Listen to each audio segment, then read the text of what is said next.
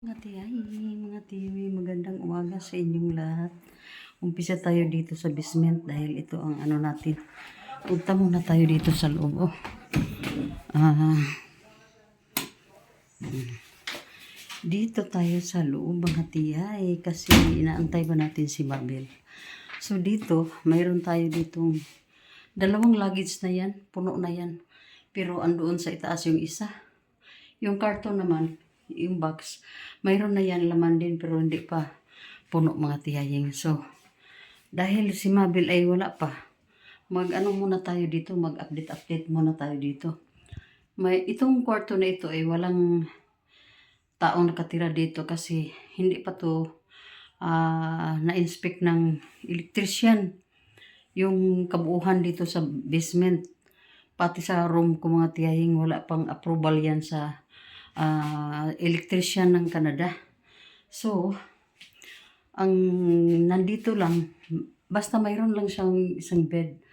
Kasi pag sakali mayroong ano dito, mayroong bisita, ina-arrange natin to dito. Dito nakahiga. Mayroon din dito ng ref na maliit.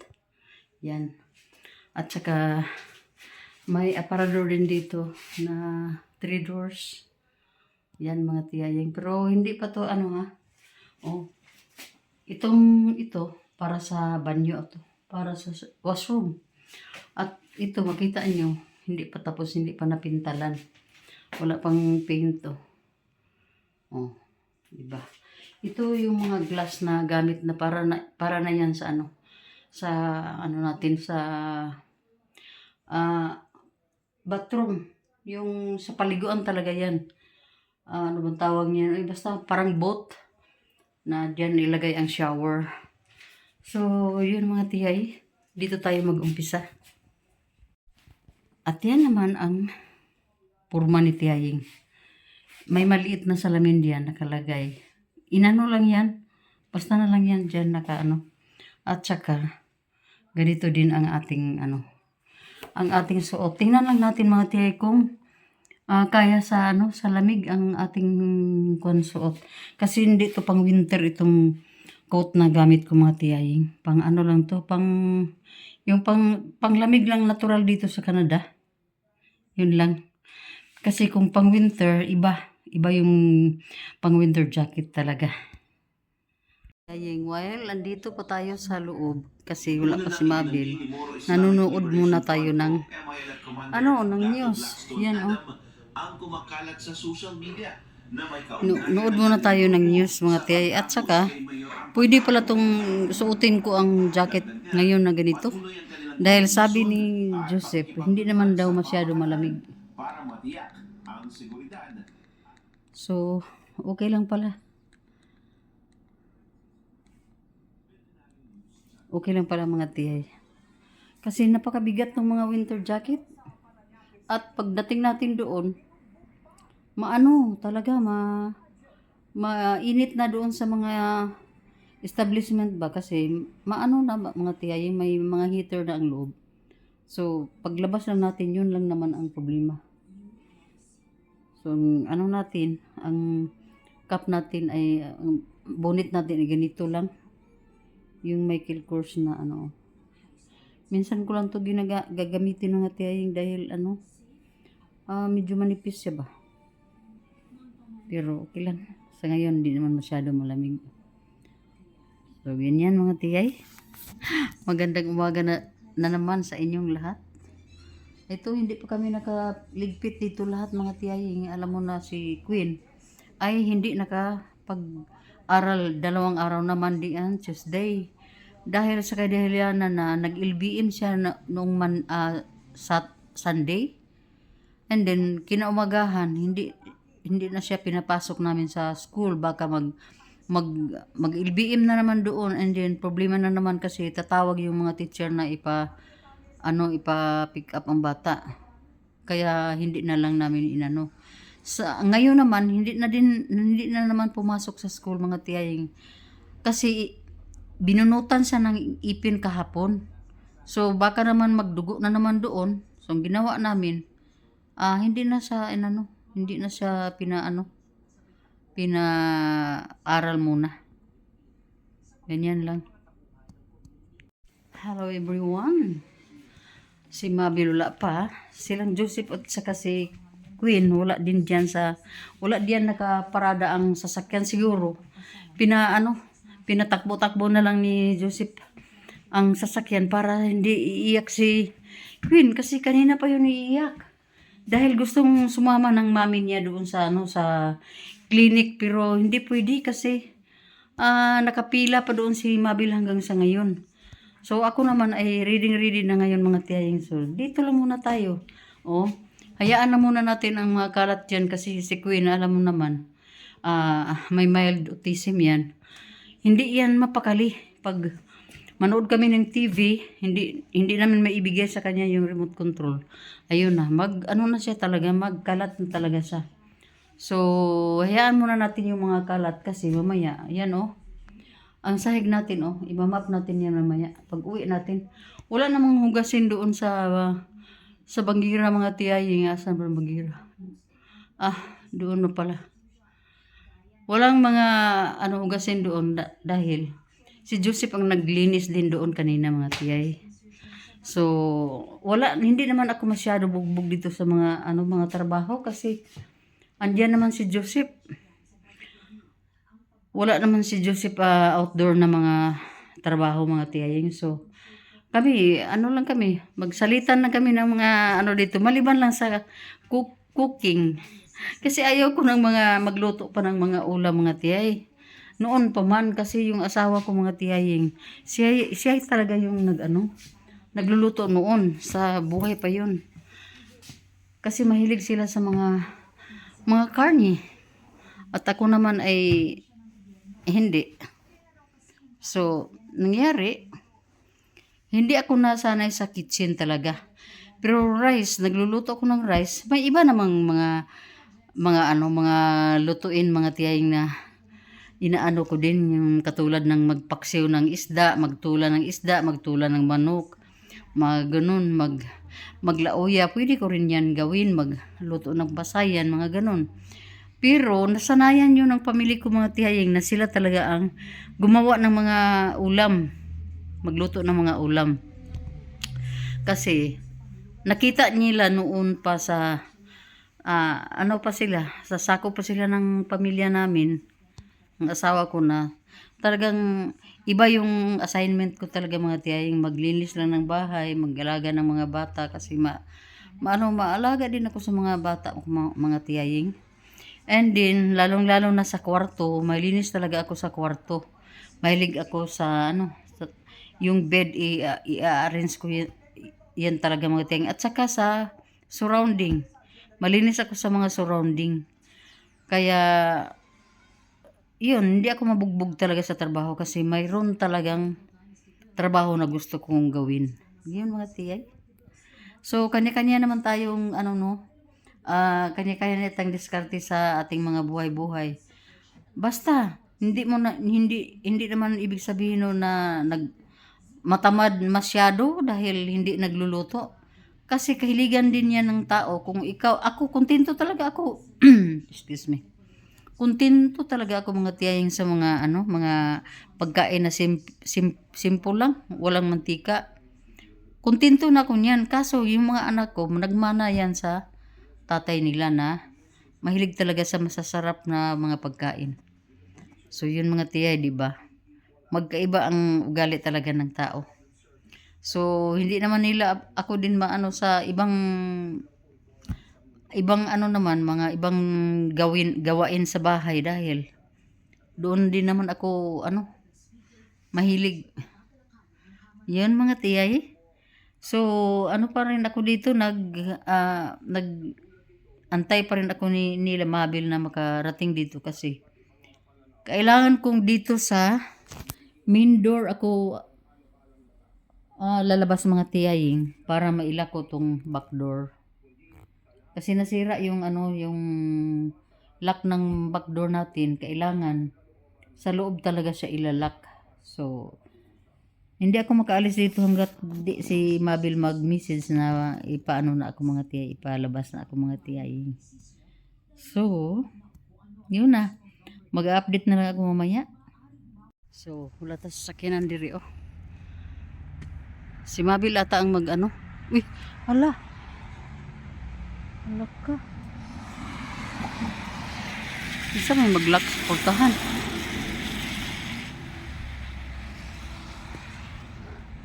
Kasi may mag-lock sa portahan di ay. Mauna na di aron mga tiyaying. Kaya ra gid ay ang kabugnaw. Inana ang mga kuan diri oh. Mingaw kayo mga tiyaying. Mao na mong lugar oh. Cranston. Mingaw kayo niya kana nga building diha. Una mo ang labayarag basura. So diha pwede mo park diha ang mga visitor. Pero ang parking lot nilang Mabil na sa likod.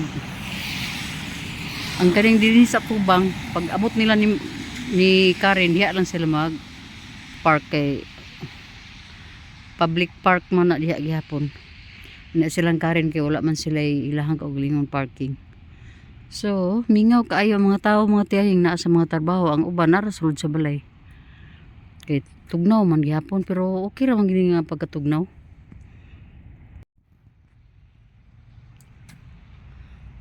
Natulat lang ta sa ato ang kuan. Atong sakinan. Asa naman sila? Nara sila oh. Gawas sila. Winston! Queen! Come here, Queen! Yan na si Tiyuing. Queen! Come here na! Daddy is here now. Hello mga tiyaying. Maaga na ngayon dito sa Canada. Mga magti-10. 9:51 AM na dito. At kakapilang natin oh. Kape tayo at saka ito natiyaying cinnamon roll. Maliit na mga cinnamon roll. While nanood ako ng news. So nagsaing din ako doon ng rice at saka excuse me. Nagligpit-ligpit mga tiyaying. So ngayong araw, dalawa lang kami ang nandito sa bahay. Si Joseph lang at saka ako. Kasi si Queen, pumasok na ng school. Si Karen, si Mike, si Mavel, nag-work. And then si Kayla hindi pa nakarating. Dahil sa nangyaring, nangyaring kaguluhan or nangyaring malas sa kanilang flight sa Toronto. So, ang nangyari mga tiyaying, papuntang Toronto from Calgary, nakasakay pa sila ng plane dahil ang nangyari kasi ni Kayla na nawala yung passport niya. So, lokal lang naman yung ng biyahe. Hinanapan lang siya ng birth certificate. So, mayroon naman birth certificate. So, inano nila. Yun ang kibali pinaka-ID ni Kayla. So, nang kailangan ng umuwi kagabi, yun na, nangyari na. So, doon sa Toronto papuntang Calgary, hindi na pinasakay ng plane. Ino-flood talaga si Kayla dahil hindi pwede yung birth certificate. So, ngayon, inaaral nila kung paano nila i-complain nila yung nangyari, bakit pinasakay papuntang Toronto and then pabalik, hindi na. So, the same lang naman na requirement ang hinahanap, yung birth certificate. So, hindi pa siya nakauwi ngayon mga tiyaying. At tinawagan ko, hindi pa din siya sumasagot. Siguro, nag-asikaso na sila kasi supposed to be today. May work na si Kayla ngayon. So, yun na. Nagka-malas-malas na si Kayla. So, yun mga tiyay ang pinaka-balita sa umagang ito. Hello mga tiyaying. Namusata diri sa banyo.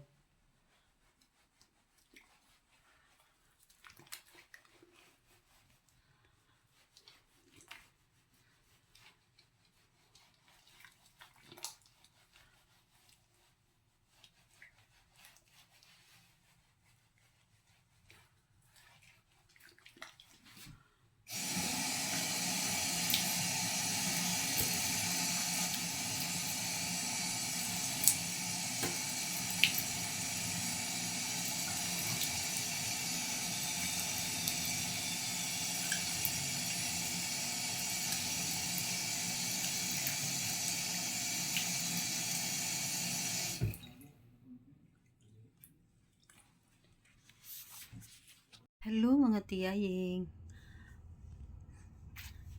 Mag-update lang tayo palagi dahil yun lang naman ang ano natin, ang mga trabahong pinasok natin, 'di ba? So, nagpalit ako ng itong coat kasi yung makapal yung isa. And then nakapaghilamos na tayo. Nakapaglagay na tayo ng moisturizer natin kasi dito sa Canada mga tiyaying, pag hindi kayo maano talaga sa mga moisturizer, ida-dry talaga, super dry talaga yung mga balat ng mga tiyaying. Ako nga dito sa mga paa, dito sa mga binti, sa mga arms, hindi ko yan lagi na a-applyan kasi pag nagpajama na tayo or ganito na, naka-coat na, tamad na tayo mga tiyaying mag-apply. So, napansin ko na talagang iba talaga. Kaya ang inuna ko na lang dito sa mukha natin mga tiyaying kasi ito ang madali lang nating madali lang nating mapansin at saka maalagaan, di ba? So ngayon dito na naman tayo sa kwarto at tapos na din ako mag-inom ng mga vitamins ko doon, doon. Yung palagi kong sinasabi na umpisa na ako this week na minom ng collagen para sa cartilage ko mga tiyaying ba. So yun na. At lagi lang tayo dito nakaharap sa ating sa ating mga bagay-bagay sa kwarto kasi tapos na ako doon sa itaas naghuhugas ng pinggan, nagligpit sa mga kalat ni Queen. So, wala nang trabaho talaga kasi doon sa itaas, doon sa mga rooms ng mga bata, hindi na ako doon naakit pa. Dahil sa kadahilanan na talaga nakaka-tired na sa tuhod mga tiyaying. Saka na lang siguro pag magaling na itong si tuhod mga tiyay. So, ganyan lang muna tayo. Parang simplihan lang natin ang buhay natin dito. Hindi tayo magmamadali. Hindi tayo magpapagod. Mag-enjoy lang tayo sa mga bagay-bagay na nakapagbigay sa atin ng saya. Kagaya ng mag Facebook, mag-scroll ng ating mga phone, magbasa ng mga comments or mag-upload or whatsoever, mag-video. Ganyan lang naman ang natin. Basta ang importante, tapos na tayo sa ating sarili, tapos na din tayo sa pagliligpit ng kunting liligpitin dahil wala nang labahan mga tiyay, andiyan na lahat, kagabi na ako doon, nagsalang na ako ng mga laundry natin, then right after 1 hour, tapos na lahat. Tinupi na at saka nakalagay na diyan. So, yun ang mga tiyay. Wala, counting the days na lang tayo mga tiyaying kasi wala naman tayong pwedeng ano bang tawag niyan, wala na tayo problemahon pa ba nga unsa pa na nga problema, basta ihap na lang tag mga adlaw kasi uuwi tayo ng Pilipinas din. So, hindi pa nga kami talaga kasi nag-prepare ng kung ano-anong mga bagay-bagay. Pero mayroon na diyan mga mga 2 luggages na. Puno na yung 2 luggages natin mga tiyay. Pero hindi ko pa.